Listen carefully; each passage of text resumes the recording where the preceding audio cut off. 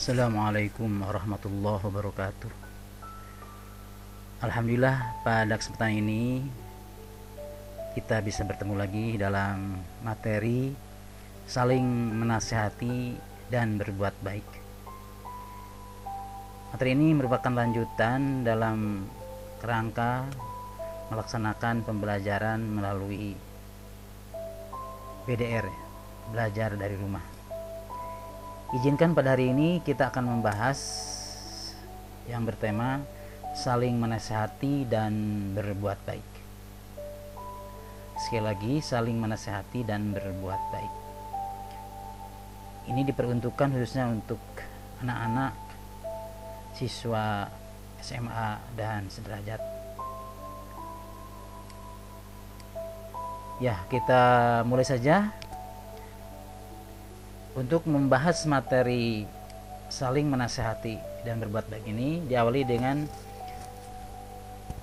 penyampaian surah Luqman ayat 13-14. Kita bacakan ayatnya. A'udzubillahi minasyaitonirrajim. Wa idh qala Luqmanu libnihi wa huwa ya'idhuhu ya bunayya la tusyrik billah inna syirka la zulmun azim wa wassayna al-insana biwalidayhi hamalathu ummuhu wahnan ala wahnin wa fisaluhu fi 'amaini an ishkur li wa liwalidayka ilayyal masir. Terjemahnya, dan ingatlah ketika Luqman berkata kepada anaknya di waktu ia memberi pelajaran kepadanya, "Wahai anakku, janganlah kamu mempersekutukan Allah. Sesungguhnya mempersekutukan Allah adalah benar-benar kezaliman yang besar.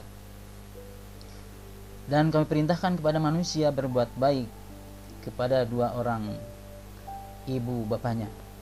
Ibunya yang telah mengandungnya dalam keadaan lemah yang bertambah-tambah dan menyapihnya dalam 2 tahun. Bersyukurlah kepadaku dan kepada dua orang ibu bapamu. Hanya kepadaku lah kembalimu." Quran Surah Luqman ayat 13.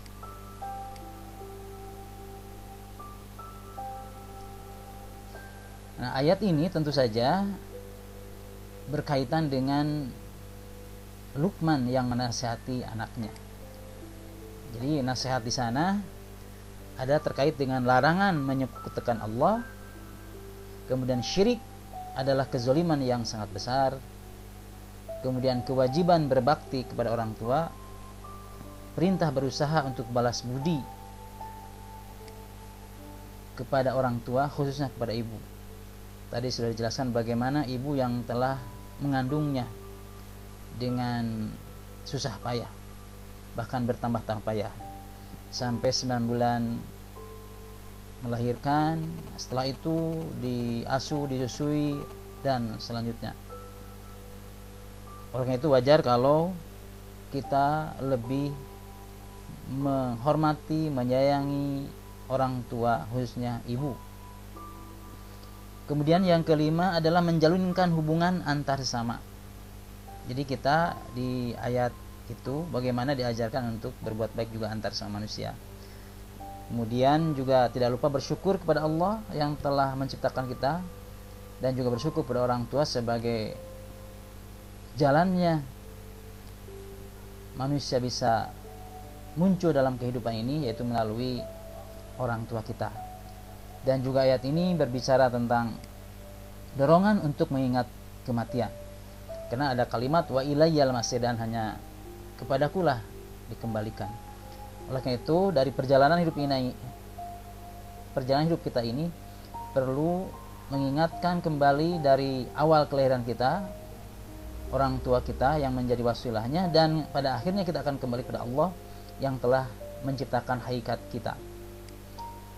Nah, kemudian kita lanjutkan adalah ayat yang kedua, yaitu surat Al-Baqarah ayat 83. Ya, kita lihat, kita bacakan ayatnya. A'udzubillahi minasyaitonirrajim. وإذ أخذنا ميثاق بني إسرائيل لا تعبدون إلا الله وبالوالدين إحسانا وذي القربى واليتامى والمساكين وقولوا للناس حسنا وأقيموا الصلاة وآتوا الزكاة ثم توليتم إلا قليلا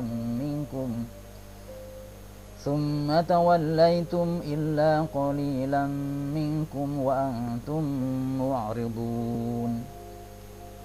Terjemahnya, dan ingatlah ketika kami mengambil janji dari Bani Israel, yaitu janganlah kamu menyembah selain Allah, dan berbuat baiklah kepada ibu bapa, kaum kerabat, anak-anak yatim, dan orang-orang miskin, serta ucapkanlah kata-kata yang baik kepada manusia, dirikanlah sholat dan tunaikanlah zakat, kemudian kamu tidak memenuhi janji itu kecuali sebagian kecil daripada kamu, dan kamu selalu berpaling.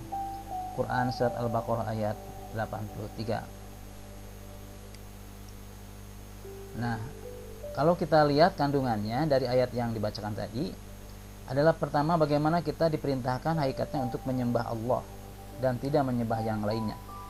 Kemudian di sini ada berbuat baik kepada kedua orang tua. Nah, inilah yang menjadi pokok pembahasan berbuat baik, itu berbuat baik kepada kedua orang tua. Kemudian berbuat baik kepada saudara, kakak, adik, paman, uwa, dan seterusnya. Itu juga kita harus menyikapinya. Berbuat baik kepada yatim yang kebetulan orang tuanya tidak ada, kita perlu sikapi dari mulai pembinaan, pendidikan, sampai ke tingkat santunan kalau kita mampu. Kemudian berbuat baik kepada fakir miskin, orang yang membutuhkan secara materi, mungkin tidak punya pekerjaan atau punya pekerjaan tapi tidak cukup, sementara kita punya kelebihan, maka sewajarnya kita berbuat baik dengan membantunya, memberinya, berderma kepada mereka. Kemudian berbuat baik kepada sesama. Nah, ini secara umum kepada siapa saja, sesama manusia, mungkin saja teman kita ataupun yang dekat dengan kehidupan sehari-hari kita. Kemudian sholat menjadi juga bagian dari berbuat baik kita melalui surah Al-Baqarah 83 ini, karena sholat menjadi penentu ya di dalam kehidupan kita. Jadi kalau istilah hadis itu sebutkan dengan as-sholatu imaduddin, sholat itu menjadi tiang agama kita. Kalau tiangnya hancur, maka sebuah bangunan akan hancur. Artinya ibadah dan agama kita juga akan hancur kalau sholatnya tidak dilakukan. Maka sholat, terutama yang wajib, yang pokok, yang 5 waktu. Kemudian membayar zakat kalau kita nanti sudah punya kemampuan, sudah sesuai dengan nisabnya, sesuai dengan aturan-aturannya, maka zakat kita keluarkan. Kemudian tidak mengingkari janji. Nah, umat manusia itu kan seringkali berbincang-bincang, berkata-kata, dan menyampaikan kepada banyak orang. Terutama ketika kita punya keinginan tertentu, kemudian berbicara kepada orang lain akan memberikan sesuatu kalau saya menggapai satu cita-cita atau satu harapan. Nah, terkadang kita lupa. Maka seorang yang ingin berbuat baik di hadapan Allah melalui surah Al-Baqarah ini, kita harus menjaga dari janji itu, jangan sampai mengingkarinya. Ya, kemudian kita lanjutkan sedikit saja mengingatkan tentang tajwid. Di dalam kaitan dengan ayat yang dibaca itu ada kalimat wabil walidain. Asalnya wabil walidaini. Nah, jadi yang jadi perhatian kita adalah dainnya. Asalnya daini, ada harkatnya ni, kemudian jadi dain. Itu mad layin namanya. Itu mad yang apabila huruf berharkat fathah bertemu dengan ya mati, dan ini ya mati, atau wawu mati, atau mati itu maksudnya sukun, dan di depannya ada huruf yang dimatikan yang asalnya hidup. Ya, ini daini jadi dain. Atau yang lain misalnya soif, ya, asalnya soifi. Ataupun yang bertemu dengan wawu mati kayak khauf, asalnya khaufu. Ini mad layin.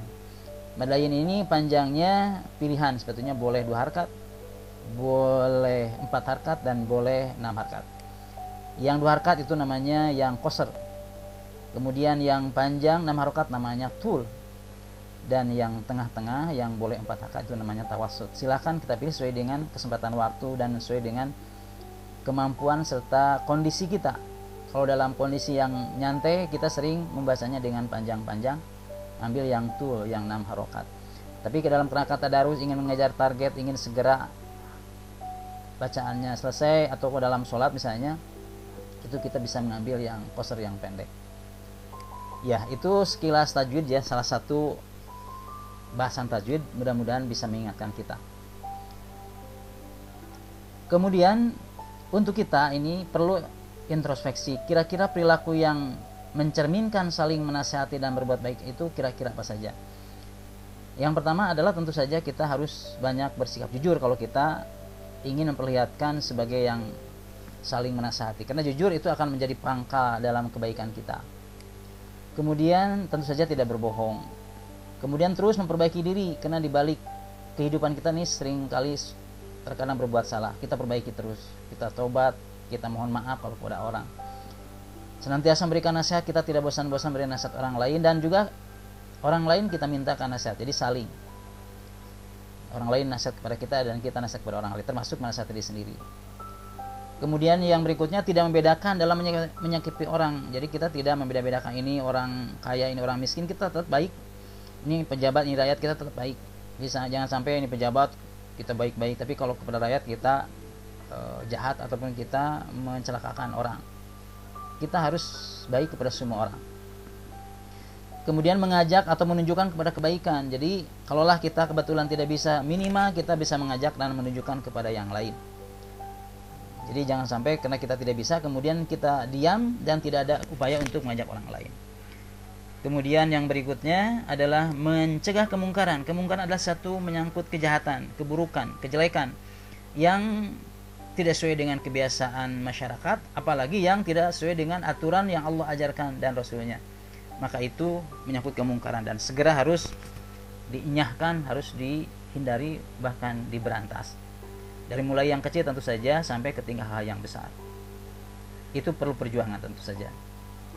Kemudian kita lanjutkan adalah hikmahnya untuk kita kalau kita senang saling menasehati, kemudian tentu saja berbuat baik.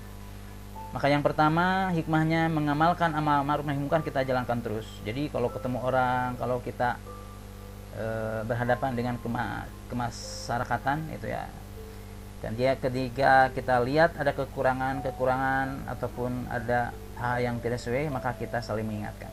Wa tawassaw bil haqq wa tawassaw bis sabr. Jadi amar ma'ruf nahi munkar. Kemudian yang kedua mengamalkan saling menasihati, saling ya. Jadi orang lain kepada kita, kita kepada orang lain, saling. Jadi tidak hanya kita ke orang lain, tapi juga kita butuh dari orang lain, mau mendengar dari nasihat orang lain. Kemudian yang berikutnya tentu saja hikmahnya adalah pastinya mendapatkan pahala dari Allah, ada ganjaran, bahkan lebih jauhnya nanti Allah siapkan surganya sesuai dengan amalan-amalan yang pernah kita lakukan. Kemudian insya Allah mampu mengontrol diri dan menahan emosi. Jadi kita tidak mudah marah, tidak mudah emosi, tapi akan memperhitungkan tentang kita. Jadi kita terus bisa mengontrol diri, tidak mudah marah, tidak mudah menyakitkan dan menghina orang lain.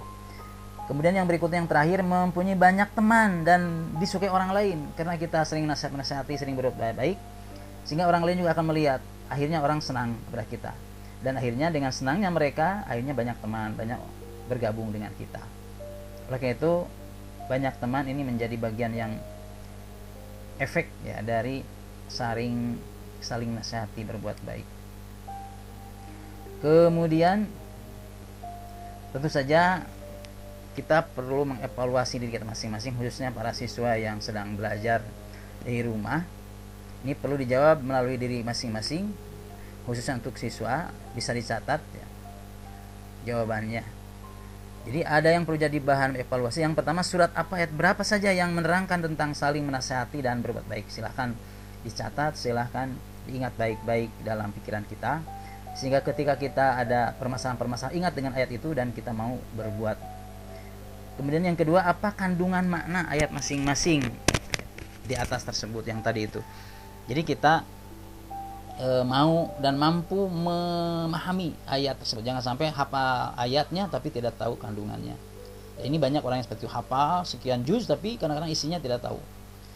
Kemudian yang ketiga, apa perilaku yang mencerminkan pelaksanaan dari ayat di atas. Nah, ini perilaku kita juga harus disesuaikan dengan ayat yang terkait. Terutama ketika para siswa punya tugas, itu perlu dituliskan biar jadi ingat dan menjadi sebuah catatan tersendiri. Bahkan kalau dengan mencatat itu nanti ada sedikit yang masuk kepada pikiran dan amalan kita. Dan terakhir, apa hikmahnya dari sikap saling menasihati itu? Ini penting hikmah itu dipahami dan diingat baik-baik, karena nanti ada pengaruh kepada semangatnya kita berbuat sesuatu yang terkait dengan kebaikan itu, termasuk semangatnya kita saling menasihati, semangatnya kita berbuat baik, karena ada hikmah yang akan kita dapatkan pada akhirnya. Nah, ini evaluasinya. Oleh karena itu, dengan pembahasan tentang nasihat-nasihat itu, apalagi secara umum adalah berbuat baik, maka selesailah untuk kesempatan ini. Insya Allah kita sambung dengan tema yang lain. Dan sementara saya sampaikan terima kasih kepada semua pihak yang telah memanfaatkan pembahasan ini, dan terima kasih. Segala kurangan dan khilafan mohon maaf. Kita akhiri dengan doa kifaratul majlis. Subhanakallahumma bihamdika asyhadu an la ilaha illa anta astaghfiruka wa atubu ilaik. Wa lakum minkum. Assalamualaikum warahmatullahi wabarakatuh.